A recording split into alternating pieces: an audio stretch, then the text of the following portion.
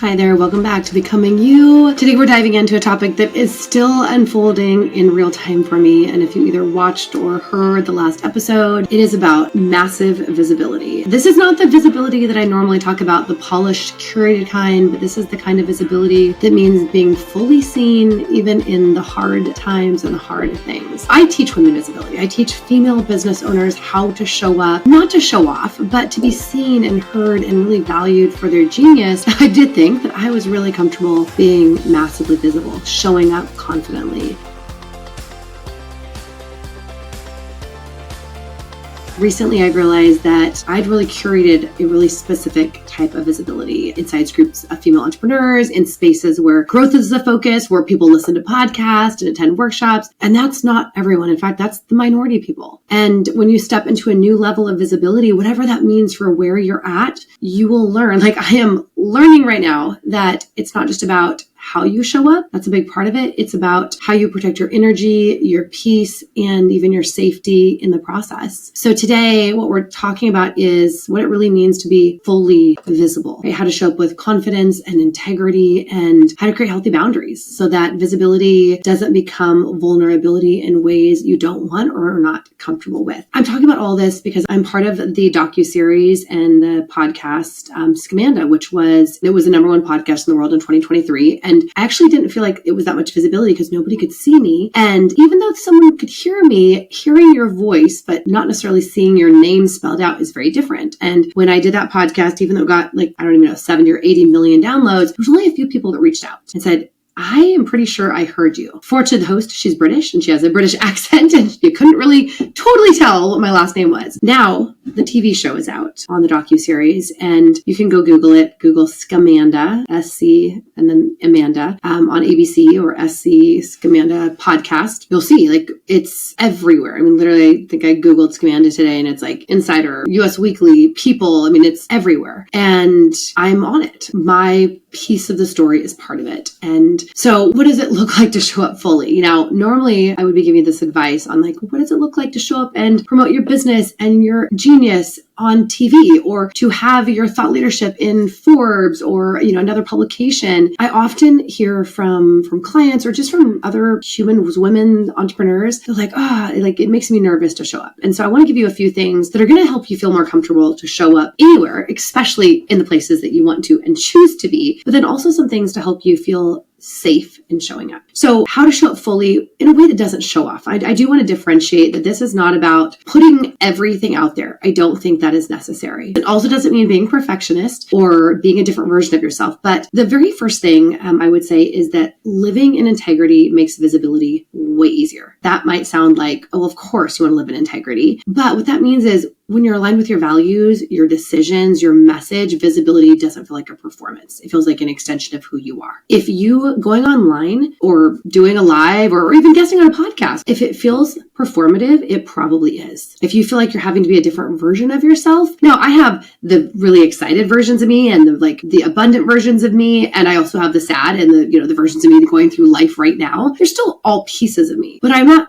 acting like someone that I'm not. So if it feels like you're acting like someone that you're not, you've got to ask yourself, am I really showing up in integrity? Am I showing up as who I am? The more that we try to be something we're not, the more visibility feels like pressure. I have seen that often when someone's like, oh, I follow someone and I want to show up more like them. Be inspired by them, but don't imitate them, right? Don't try to copy someone else. You are so much better being exactly who you are versus the watered down version of someone else. And when you know exactly who you are and what you stand for, and obviously in the evolution of we're always learning, changing, and becoming, right, showing up becomes a lot less effort. The second is just being transparent, not overexposed. And I will say, I can remember the first time I think I posted a video in a Facebook group. This is probably 12 years ago. I think I filmed it 9 times. At the time, my husband, my boyfriend at the time, I was like, you're stressing me out, because I was really nervous about the way I was perceived. While my degree is in journalism, I did print journalism. I never wanted to do broadcast because I like the ability to edit myself. So what does it mean to be transparent versus overexposed? There's a difference between being authentic, like sharing like how you feel and sharing everything. I'm not saying edit yourself heavily, but I'm also saying you don't have to just like brain dump to the world. You don't owe the internet every detail of your life. By being clear about your values, like what are my values? These are my values: impact, collaboration, growth, connection, fun. There might be one or two more I'm forgetting there. When you're clear about what you stand for and what you believe in, and you communicate that, that helps to create trust. As part of those values, is it important that I share everything I think, positive or negative? No. I actually personally, I really like to process through something a bit before I share it. And it's not because I'm trying to polish it into perfection. It's usually that I'm like, I'll explain normally versus like today. When I'm in the thick of something and I'm feeling like all the emotions incredibly raw, I am asking myself, is sharing everything I'm feeling right now, is it actually in the highest and best for myself and for the people that are watching? Or if I sleep on it for 24 hours, or I journal on it, or I,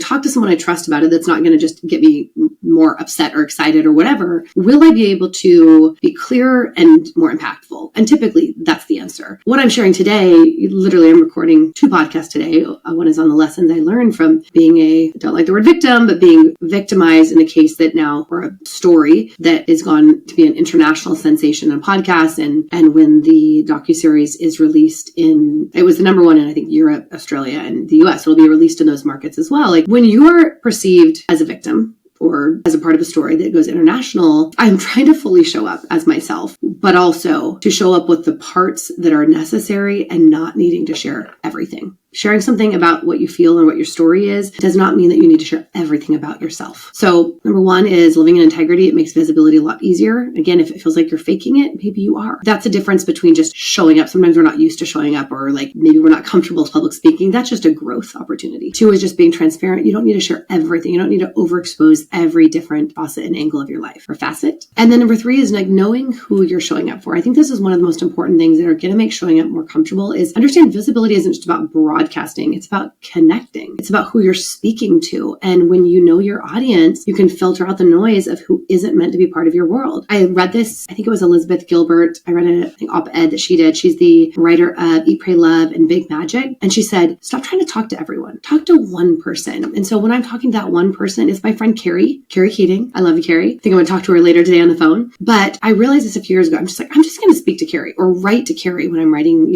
an email to my email list. And when I feel like I'm speaking to her, I feel like I can show up as the real person I am, because she knows me as a friend. And I don't have to be anyone different, because I know how she's going to receive me. And that's what I recommend. Now, do understand you will be talking to people that aren't that person. So again, you don't necessarily need to share every finite detail of your life, but show up in the way that you would for that person, and you'll feel less like you need to be anyone else. And then the last is confidence comes from clarity. So the clearer you are in your message, the easier it is to stand behind it. And if you feel unsure about that, you can ask yourself, like, am I speaking from experience, or am I trying to prove something? Am I speaking from experience? I like to say, like, this is what I know to be true. And maybe I'm not the expert in this, but I'm an expert in my own feelings and my own way of navigating this in my life. And that gives me a level of confidence in what I share. I don't have to pretend I'm like the expert in all the things. Second part is this aligned with my values? I'm not about toxic positivity, but I'm also really not about, I don't ever trash talk people. I mean, I've learned that doesn't feel good when you gossip or trash talk. So you're not going to see me doing that here. That doesn't align with my values. Am I really hurt by the Scamanda thing? Or,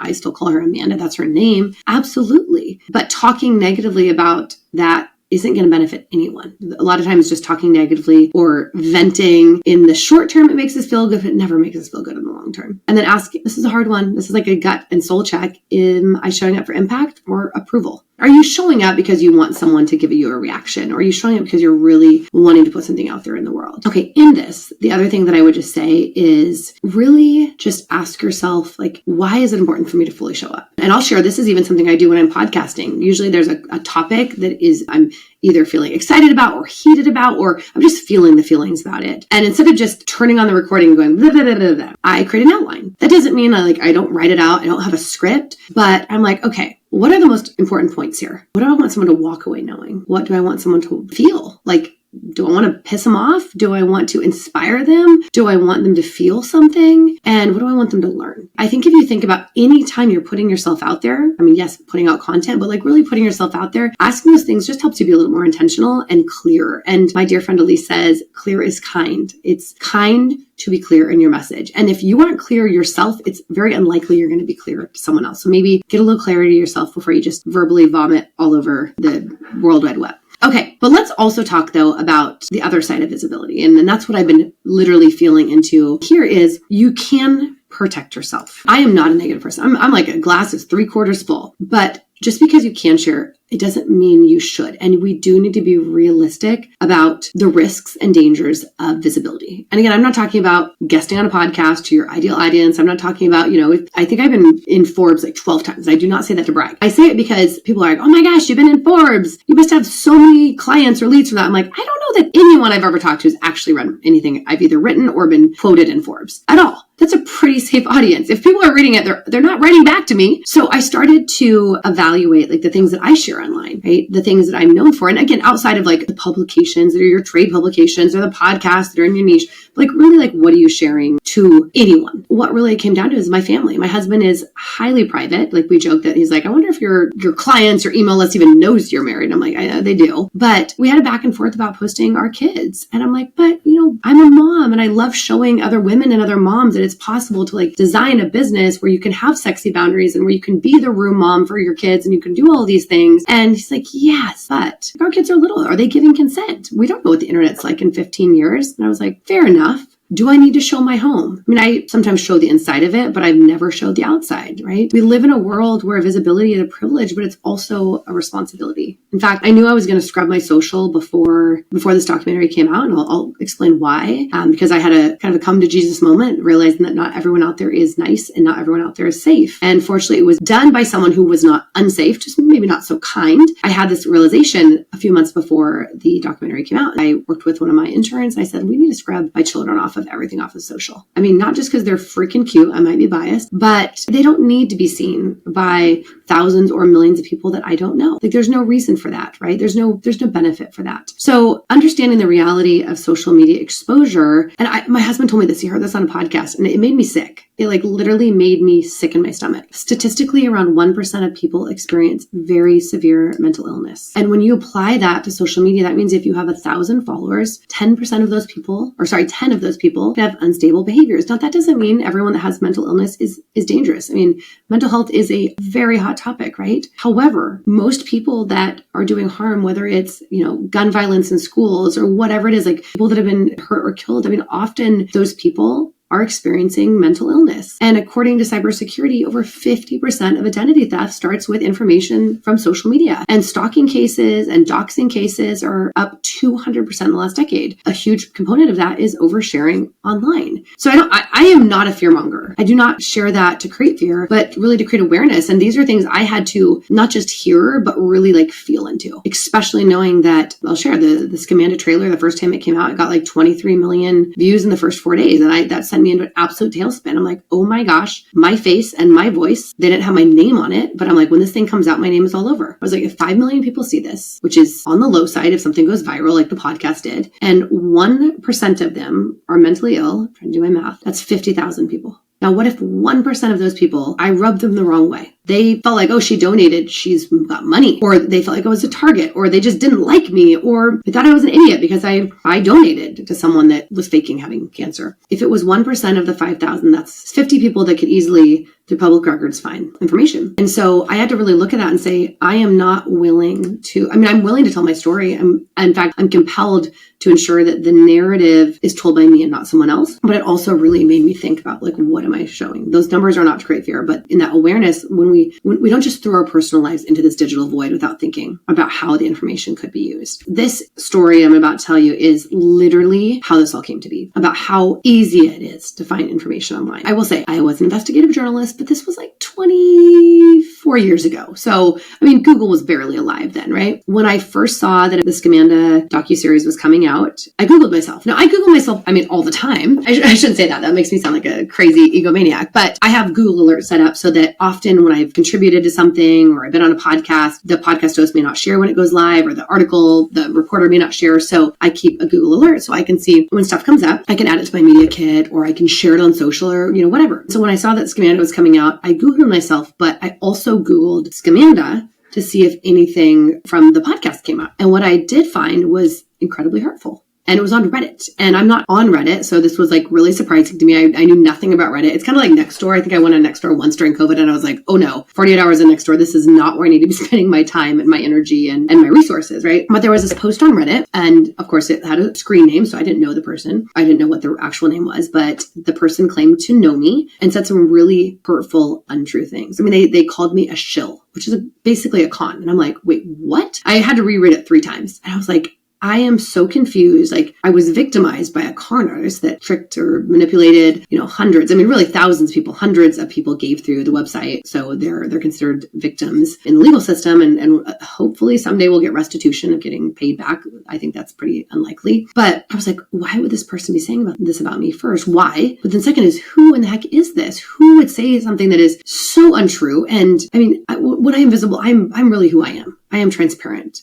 I try to show up mostly when I'm in a good mood and excited, or I process something if I'm not. But I was shaken by this. And I was wondering, again, who was this person? Again, never been on Reddit, but I went into a little obsessive journalist mode. For those of you that are Enneagram 7s, we go into our 5 cave in growth. And I was like, what the heck is happening here? And in about 10 minutes, I was able to find out almost everything about the person that wrote that just from Reddit. You could click on someone's profile and literally read almost every comment they had. And I just was copying and pasting things into a little note section. And I was like, oh my gosh, literally within 10 minutes, not trying to be a creepy stalker, but I knew where they lived, not their home address, but the neighborhood. I knew the ages of their kids. I knew their dietary restrictions. A photo of their office building had been graffitied and they shared it. I just dropped that into Google Photos. It pulled up the business names that were in that office building. I looked those up on LinkedIn and I quickly found who the person was. And then one more search and I found their emails, not just their current email and Gmail, but all of their work emails. It turns out it was someone I'd met once at a wedding. Maybe I talked to this person for 20 or 30 minutes. Definitely not someone who knew me.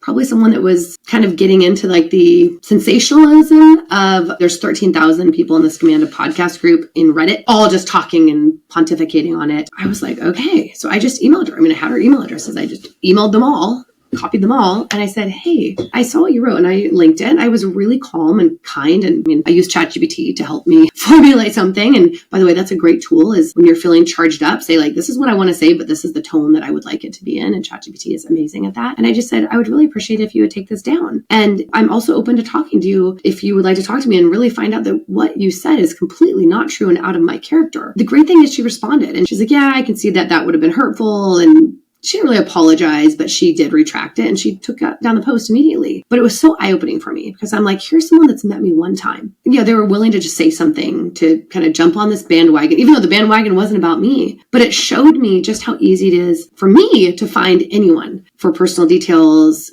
and how those personal details online, if someone has a little bit of time, a little bit of curiosity or obsessiveness, anybody could do this if I could do it. So I want to give you a few different privacy practices. And again, I don't say this to scare you, but I just want to help you be visible, but also stay safe. So number one is choose what's public about you. You can Google yourself. In fact, if you use the incognito mode, it'll give you unbiased results. It won't just base your results off of things that you've seen before. You should search your name, your business, your social media handles.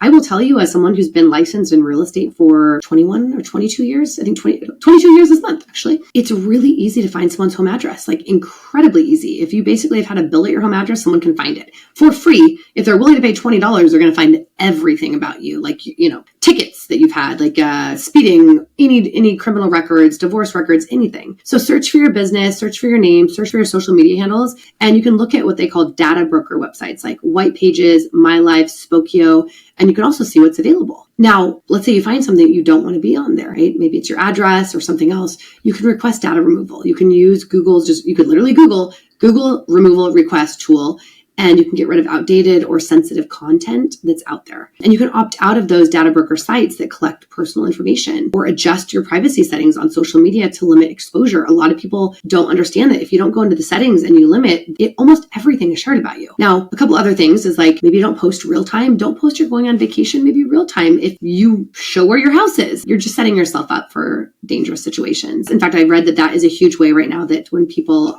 have their homes burglarized, it's often that someone is watching on social media and can tell when they're gone. Now, the other is what to do if someone posts something that's untrue, like what they did about me. Document everything. Take screenshots, note timestamps. I know that there's like, you might have an urge to be just like, I'm going to delete this or I'm going to block this person, but it's important that you're actually able to see what's happening. So take the screenshots, notes, timestamps, reach out privately, like be calm, be kind, be professional to request removal. Like, it's like if someone cuts you off in traffic, flipping them off and trying to pull in front of them is only going to, exacerbate the situation. So just stay calm, right? Don't reach out when you're still worked up, like wait till the next day and then report content to the platform if necessary. Sometimes platforms will help with the removal. And then the other thing is like know when to ignore it versus when to take legal action. One of my biggest fears with this documentary is I was like, okay, there's like 3 things. Oh, this is going to make me emotional to talk about. One is just people just are like, oh, she gave a bunch of money.